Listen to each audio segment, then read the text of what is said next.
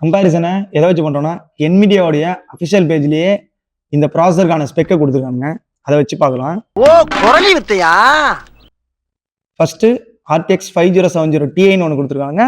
அதுலேயே 5070வும் கொடுத்துருக்காங்க. இந்த பக்கம் 4090. இதுதான் இப்போ கம்பேரிசன் நம்ம பண்ண போகிறோம். கோடா கோர்ஸ்லேருந்து ஸ்டார்ட் பண்ணலாம். NVIDIA கோடா கோர்ஸ் 5070 Tiயில் 8960 இருக்குது. 5070ல் 6144 இருக்குது. இந்த பக்கம் 4090ல் 16384 இருக்கு. இதுலயே 4090 தான் ஹையஸ்ட் லெவல்ல பீட் பண்ணிருக்கு. இது என்ன பிரமாதம்? இது விட பெசலைட் ஒன்னு இருக்கு.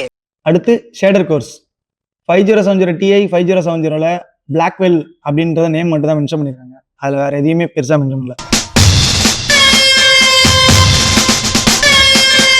4090ல 83 T ஃபிளாப்ஸ் கொடுத்துருக்காங்க. இந்த பக்கம் எதுவுமே